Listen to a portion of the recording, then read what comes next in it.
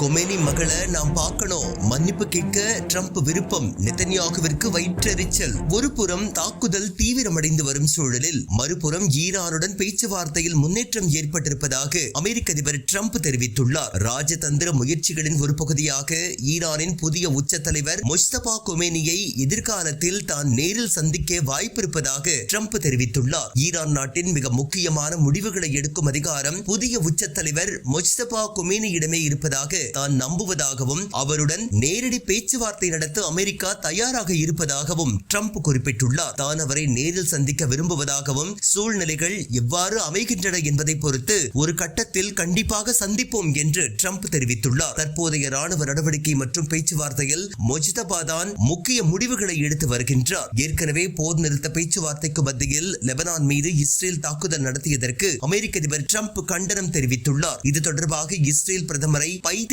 என்று ட்ரம்ப் காட்டமாக விமர்சித்திருந்தார். இந்த நிலையில் டொனால்ட் ட்ரம்பின் அனைத்து ராஜதந்திரங்களும் ஈரான் முன்பு மண்டியிட்டு விட்டதாக நெட்டிசன்கள் வருத்தெடுத்து வருகின்றனர். இந்த சூழலில் நாடாளுமன்ற கீழவையில் ஈரான் போரில் இருந்து அமெரிக்க ராணுவத்தை திரும்ப பெறும் வரலாற்று சிறப்புமிக்க தீர்மானம் நிறைவேற்றப்பட்டுள்ளது. இந்த தீர்மானம் நாடாளுமன்றத்தின் மேலவையிலும் நிறைவேற்றப்பட்டால் அது உடனடியாக சட்டமாக நிறைவேற்றப்படும் என்பது குறிப்பிடத்தக்கது. மேல் சபையிலும் இந்த மசோதா நிறைவேற்றப்பட்டால் வேறு வழியின்றி ட்ரம்புக்கு ஈரான் அமெரிக்க படைகளை ஈரானில் இருந்து திரும்ப பெற வேண்டிய கட்டாயம் ஏற்படும் என்பது குறிப்பிடத்தக்கது.